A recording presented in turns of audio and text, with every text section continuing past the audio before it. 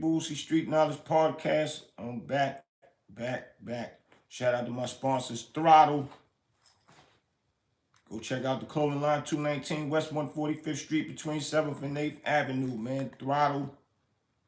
They got some nice clothes, nice gear up in there for y'all, man. So make sure y'all go check it out. Shout out to my other sponsor, For God, Pound For God. Y'all Google it, it'll pop up.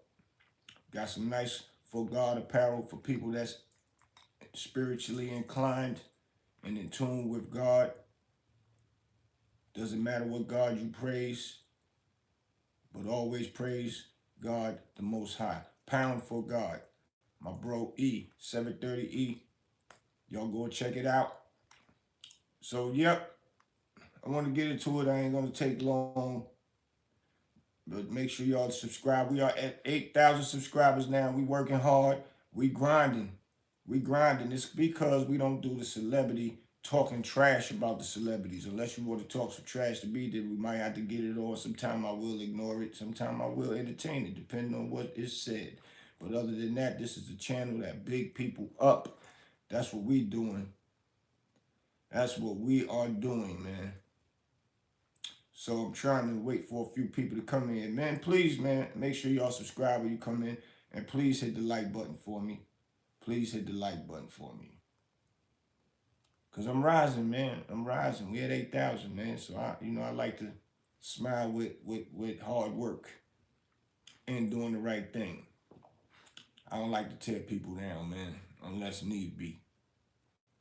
For real. So, I want to get into something, man. I didn't come up here with a blueprint of this Tony Yayo and Jim Jones and the Memph Bleek situation. I just want to elaborate a little bit because it's kind of like always our culture for us to be going back and forth with each other, and it's turning out to be kind of a sad situation because at the end of the day, we are definitely powerful together, and I don't get it.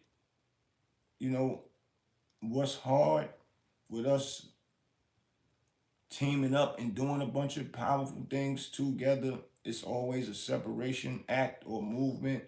And with this one right here, we can't say that a white man put in separation into the movement, but it's always one of us that creates our own separation. And just from little small words or little small things to be said, like Yayo was on the Math Harford show, and he had made an example about something with Memph Bleek, a comment about Memph Bleek, as far as how 50 Cent looks out and hold them down, and opposed to Jay-Z holding Memph Bleek down. I seen a post where Jay-Z said, as long as Memph Bleek is a record away from something, as long as Jay-Z is alive, Memph will be a millionaire and stuff like that. And then somebody said, well, that rap was underrated or something, basically like as if Memph Bleek is not a millionaire. I think Memph Bleek is a millionaire.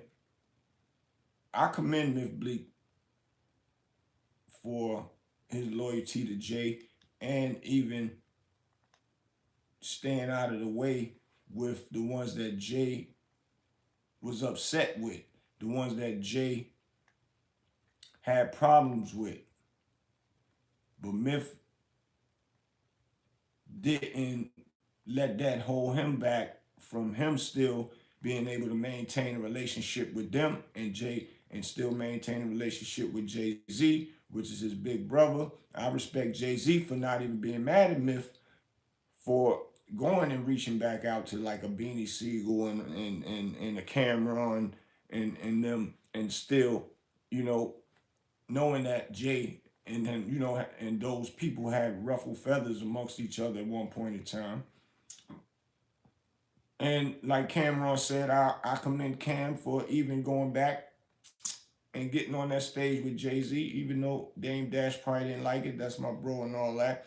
But like I had to analyze it, like Cameron said, that's big for the culture. He felt it was big to show these young cats that people that was going through things can patch things up and get back on, track and things of that nature.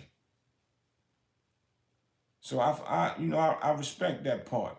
And so, I think the this thing that's going on now kind of extends all the way back to when that Memph Hoffa with Tony Yayo, and now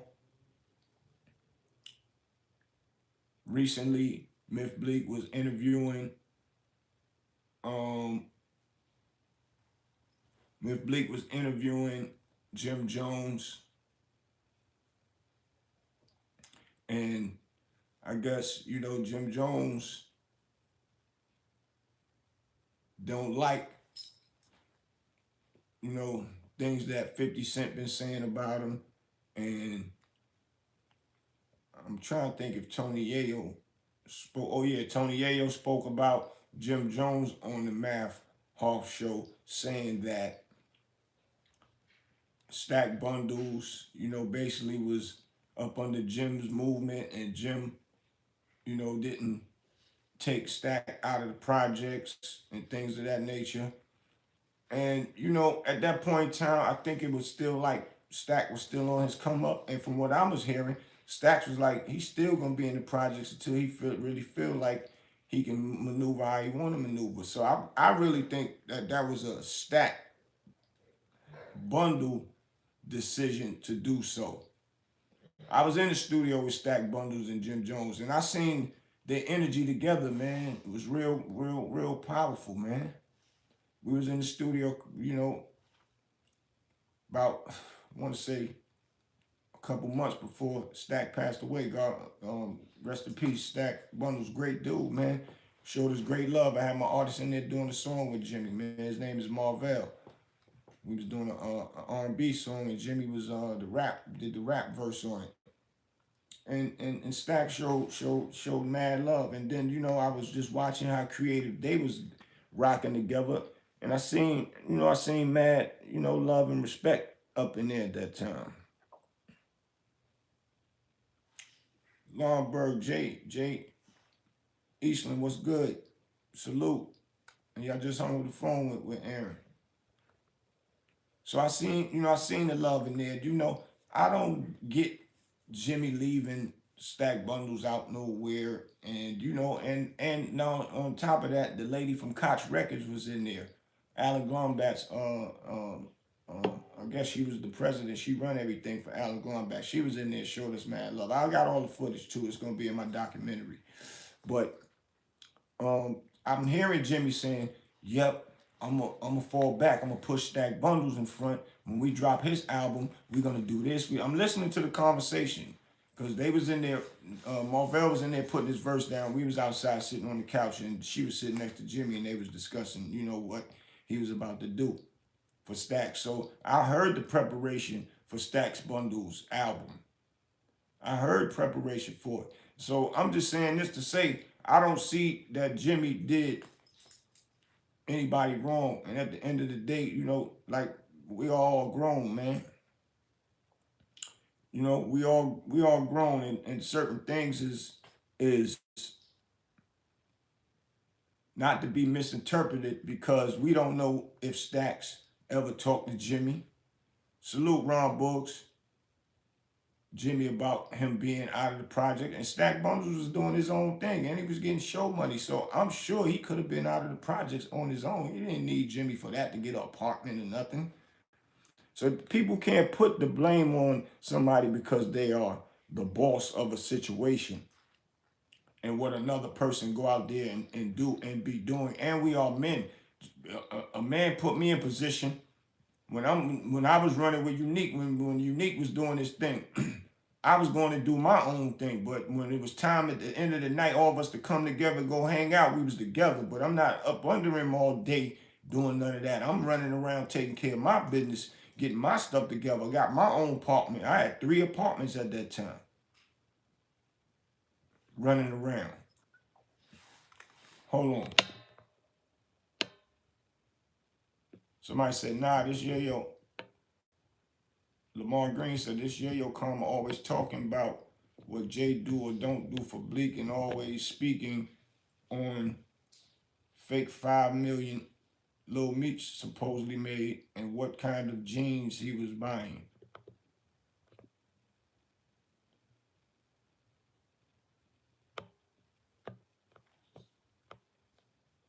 Now I get that. I get it, and that's what I'm saying. Right? Ron Borg said Stack was already making money with Clue and Desert Storm. Facts. So you know, comments like those really are not needed to be said. It's not needed to be said. And you know, Tony Yayo's the type of guy that speaks his mind. I get it.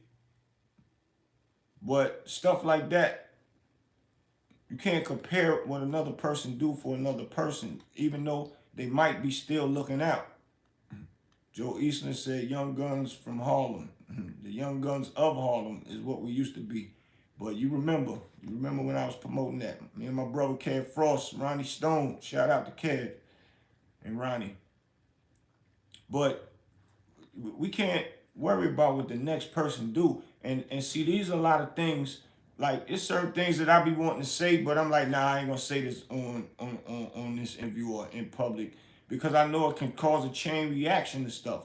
So I be wondering, do these celebrities be knowing what they doing or saying? If a person ain't doing what your person or your man is doing for you, it shouldn't, you know, it's gonna cause friction because it makes the next person look bad to the public. And now this is what caused separation with us as a team. Some things are just not meant to be said, is all I'm saying. Lamar said, we got to be honest. Yayo and Curtis are professional haters and professional pocket watchers. I mean, that's your opinion, Lamar. I got to respect. I respect your opinion. I wouldn't call 50 a hater. I call him like everybody else say, and he owns up to it. He's what they call him petty, and he a troll, and that's how he came into the game, and he's still surviving it all these years. That's his pattern, and that's how he make moves. But I will give 50 a praise of how he do hold his mans and them down. He hold them down. He hold Yayo and all the other guys that's around him down. And that's a fact. But I also got to give Jay-Z props. He got Emery eating. He got Tata eating. He got his people eating. And a lot of people saying maybe, but it's still other things he could do, and probably so. But at the end of the day, you know, sometimes trying to deal with other people always lead to stuff like this. We always start going back and forths and all that. It's like we can't get along, man. For real, for real. But I look at Bleek as a success, man. And and sometimes you gotta let your young brothers, you help them and you keep them on and you keep them right, but you let them go out there and fend for themselves and make their own moves. If they fall, what Jay-Z probably was saying, if he was to ever fall, I'm gonna be right there to catch him. There ain't gonna be no ifs and buts. And if people don't know, I think Bleek is regulating and run that Duce movement, and that's popping. So he got to have some M's. And what Tony Yayo is saying, I do other things that besides 50 looking out for me, but I was just on tour. Right. He is on tour, 50 Cent's tour. But on the other hand, that's his man. Why wouldn't he be on tour with his man and holding it down? That's how it started, and that's how it should end. But I'm sure he got other things that he got going on the other side of business too. But my point is, no man should tear the next man down. So now look what it's done caused. A chain reaction. It was like Jim couldn't wait for Bleek to speak on that one. He went haywire. He went haywire, man. And now look what we got. Where this might end. Where this might go. Lamar Green said, Yayo don't ever speak on that time Floyd had to give him $5K to at his mortgage. That's why 50 threw Yayo in the business. Well, that's new to me too, Lamar. I ain't hearing nothing about that. I ain't hearing nothing about that. Jay Eastland, what's going on? I see you. So now we got, once again, the moguls of hip hop. I'm gonna call them moguls because they've been around for a while. And now they going back and forth at it. Like, what do it all mean? Ron Bull said love's supposed to be love no matter who doing what and how much for who. That's a fact. We're not in no a power struggle of who's doing what for what. Because Memph Bleek looking real impressive to me. Looking real good. Jimmy looking real impressive. Yayo looking real impressive. They all looking impressive. It don't matter about who's doing what and how it's going down. And that's just that. And if you ever known Jay-Z, Jay-Z never really had hype men on stage with him when he performs. Never. 50 Cent had hype men with him when he performed. So it's a must that Yayo be right there because that's how it started. And that's how it should end. And they friends. And he's loyal to 50. And 50 loyal to him. A lot of people keep saying, why you always keep bringing 50 in his interviews, this and that. I respect that man for bringing 50 in. Don't never forget where it come from and be appreciative. When you're appreciative about something that another person did for you, that's what keep your blessings from God rolling. Don't act like, why shouldn't he speak on it? And that be the problem when people don't speak on stuff. They start floating away from the real truth of who brought them into this game of whatever game it is or whatever it is that making them successful. They start floating away and forget that this person is the one that put them in position. So you always got to respect a person like Yayo that keeps his man name alive while he's still living and giving him his flowers and all that. So anybody that says stuff like that, y'all kind of ignorant to me. Lamar said it's online. It's a video of 50 throwing him in the bushes. Throwing Yayo in the bushes? Wow.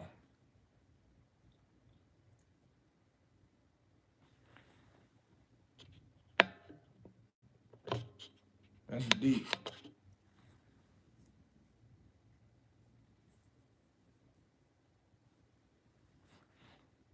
Yo.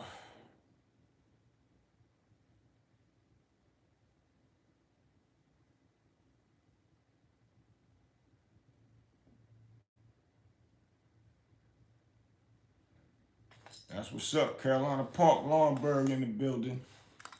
But yeah, man. I hate to see stuff like this because imagine, once again, we got to go with imagine a G Unit, Rockefeller or Rock Nation tour together, just things of that nature. And it ain't even got to be all of them. It could be just some of the Memph Bleeks, the Yayos, and everybody that got their own little songs, and you could put stuff together like that. Now we can't even get oh yeah, and then you can't forget the Bird Game. All that would have been all one collaboration, all in one under one roof. That'd have been powerful, man. And it got to be all of the Jay-Z's and the 50 Cents and the Camerons involved. You can just use the artists that were signed to the labels up under the movements. Money to be made, more money for their homeboys to be made. Even their homeboys can get their homeboys a job to do something with stuff like that. We ain't thinking like that, man. I don't know. It's like everybody want to shine more than the next person. And, like I was saying, what do it all mean to say who's doing what or who got the most? What do it matter? I've been said this a long time ago. Once again, referring to my bro, Unique. When my bro came home, I made sure I put him back where he supposed to be. And I don't care if he get 50 million and I got 2 million. If that's what my hands call for, I'm good. Let me get my 2 million. I'm gonna work to get towards that 50 million one day myself. And that's just how it's supposed to be. I'm not gonna be worrying about what the next person doing and how they making their moves. I'm not doing that. But one thing about my bro Unique, I don't talk to him every day. But that's why y'all see me on a lot of interviews with him. And he makes sure that he calls me to put me in position with him with these interviews. And he got a bunch of other people he could call to take with him, but he makes sure he call me. And I'm all the way down to NC. And I jump on the first thing smoking. Let's make these moves together. That's how we do.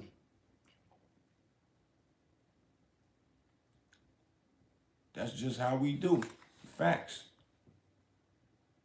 Jay Easton said Mace came to the Lomberg Institute one time. Yeah, I remember that back in the days. I forgot Mace came down there to the Lomberg Institute. That's a fact.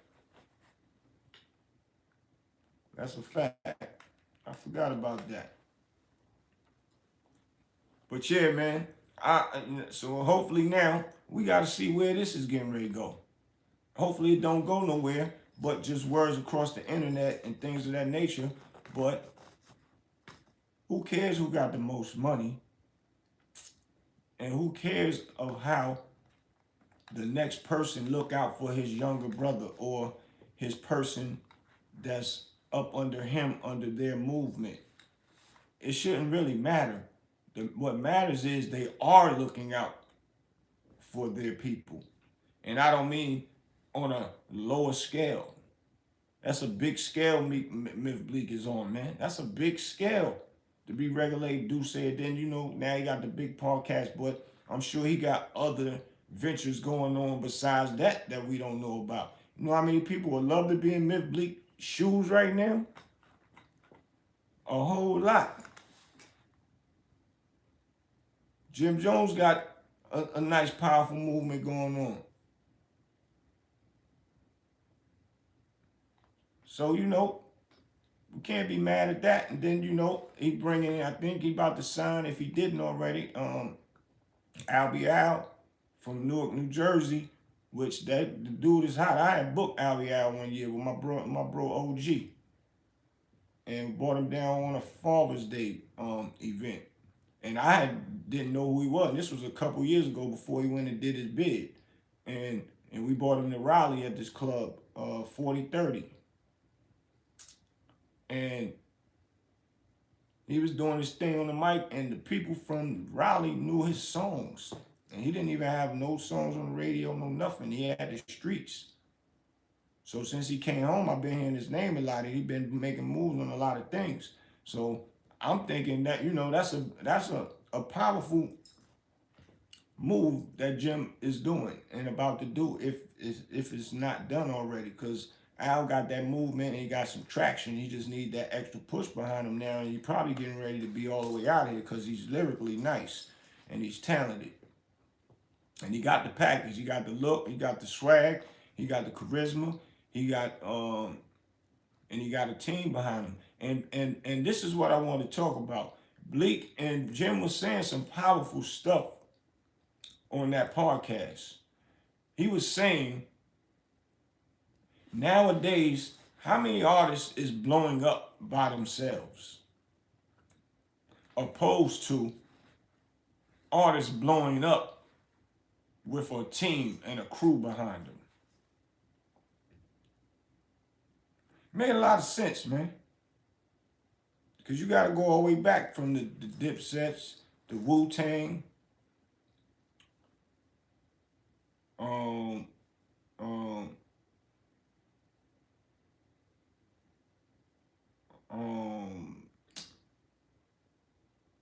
even when and then Jim created Bird Gang, had a movement behind it, but it keeps the artist strong when it's a movement. People like to follow movement, man. Yeah, Master P, No Limit, they team. You got Birdman and they crew, Lil Wayne and all of them.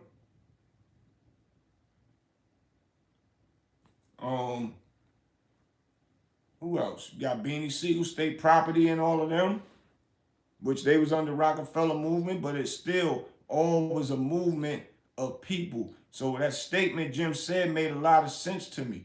And so he's saying, I guess still up under the, the blood thing, people want to follow behind certain things and people like it. As long as it stay positive is all I'm talking about. As long as it's positive blood or crip stuff, that's cool. But you already know the scrutiny that those colors, them two colors, the red and the blue, the stigma it put out there is what everybody else is saying. And these young cats is following it, but they following it under the stigma of thinking it's supposed to be done for violence, man. So that's what people is, trying to stir away. But Jim is still saying is his movement is in a positive way. He ain't sending nobody to be out there and get, you know, or push the narrative of we supposed to be, out there with the blowers, blowing people up. You know what I'm saying? So if anybody is going to not drop their flag and stay in that movement, I would advise you to turn it into something good, man. Put together some events, some parties with you and your team, man. Don't be worried about woofing and beefing with the next people that are the opposite color of you.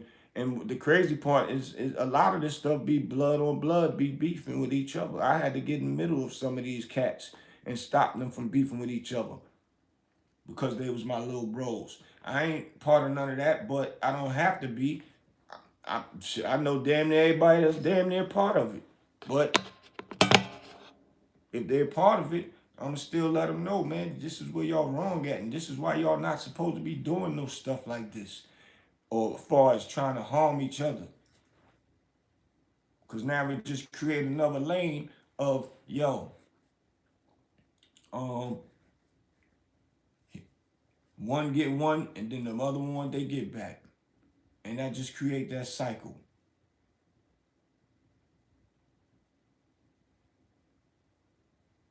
And that's just that. But at the end of the day, if it's used for good, then I can't be opposed to none of that. As long as it's used for good. But the way they sending people to jail for it, I'm all down for people dropping their flags. Because they creating RICOs. They creating another way to say, we gonna put them in jail. I got their number. We got something for them. That's just the whole skimmy of all this crazy mess that's going on out here, man. Book said we came up under guidance. Right now, that's rarely known or shown. That's a fact. It's not shown, and that's another thing. How a big homie gonna be 13 and be the big homie to a 15-year-old or 16-year-old? What can a 13-year-old show a 15-year-old? What kind of mission would they send them on? And these are the reasons why a lot of them is going to jail fast, fast, fast.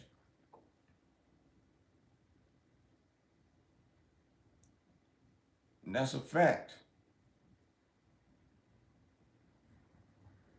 Fast. No guidance. Some of them don't even care about no guidance, man. They just train to go.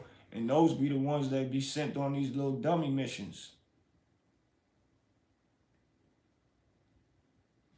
But I want to get back to, the music situation, man. And as far as, homies looking out for their homies, man. And I gotta give it up to all of them. 50 Cent, Jay-Z, they looking out for their people, man. Jimmy got a lot of people, man, that he look out for. I know that for a fact, man. Got my bro Capone eating real good. And Pone is his own boss too. Pone gonna make moves. He do his own thing, man. But at the end of the day, he goes back and be loyal to Jimmy. So, I can't really agree with what's going on right now. I really think that this is really an unnecessary feud that's going on right now. Just because of a few words and of an opinion of what somebody else doing. Nobody else don't want to be looked at as like a sucker. So certain words shouldn't just be said. That's all I'm saying, man. Joe Easton, what up? Yeah, I just talked to 732 about an hour ago. But yeah, man, we gotta do better out here, bro. We gotta do better, man. We gotta do better. That's why we all over the place with this industry stuff, and the money is tug of warring, and who's gonna go to the next level. And I don't get it, man. But hopefully, man, this will blow over. But it's gonna have to be a conversation to be had amongst Jimmy, Bleek, and Yayo. It's gonna have to be, because they do shows, and sometimes artists get booked on the same shows or be in the same area of the same show.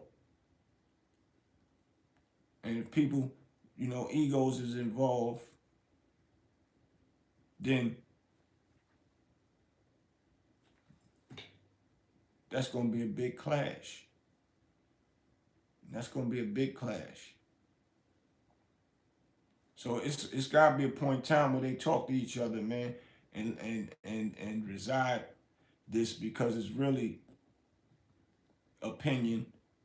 But when you opinionate on other people's business or what they got going on, they ain't gonna like that. They ain't gonna feel that. And that's what made this whole thing explode, especially because of how, he made Jim look, as far as saying the Stack Bundles thing, man. R.I.P. And I knew Stacks. Well, I ain't gonna say I know what he was doing, but the streets talk and whisper. I know he was getting his own bread, so he could have got his own apartments, and I think that his decision was to stay where he was at, and whatever he had going on. And this is another thing. It doesn't even matter about where he was staying. It matters that he had whoever did whatever they did to him. They would have seen him at any other time if he goes back to the hood, because he was still going back to the hood. That problem was going to occur anyway, whether he lived somewhere else or not. So that ain't got nothing to do with what Jimmy had as far as relationship wise with Stack Bundle. So, I can't agree with certain things, and the Memph Bleeks and all that. The boy living good, man, and I commend him for being a loyal dude and how he moves. And he still speaks on stuff that was personal inside, and said what was wrong at the time. He even said stuff about, what Dame did or what happened with Dame and Jay-Z. He still speaks on stuff like that. Like, he don't bite his tongue, but he speak in a moral fashion about the situation. He don't say it to downplay nobody and make people look bad. He just giving the stories that people be wanting to hear, especially when he's asking these interviews. But once again, I commend him for his loyalty, and I commend Yayo for his loyalty. And that's just that. But like I said, hopefully they could talk and get that under control. And our celebrities out there, man. Sometimes everything it's just not to be said about another celebrity, man. Regardless, even if it's the truth, it is what it is. It'll come out in other ways and stop y'all from beefing with one another, man. Because this could spill over to anything, man. And let's hope that it don't. So yep, make sure y'all share this. If you're new here, hit that button, man. Hit that like button, hit that notification so you know when I'm up here. So please subscribe to the channel if you're new. Don't forget to hit the notification, man. We are at 8,000, man. Y'all keep hitting that subscribe button, man. We on the rise. We on the rise. We going for 10,000, man. We going up 2 more thousand on them, man. Y'all hit that like button and please share this for me. Share this, man. And this is a big shout out to all my knowledgeable people out there that be holding me down. Ron Bulls, all of them. Um, um, what's my homie, man? My nigga, my dude E, my dude E, my homie Mo. Y'all know y'all are, man. I appreciate all y'all out there, man. But I'll be back, man. I'm coming back. I got some more stuff to talk about in a little while. I'm bringing Rich Porter, Jay Black, Rich Porter's ex-lieutenant. We got some stuff to talk about, and we got some people to confirm some things with, man. Let's go.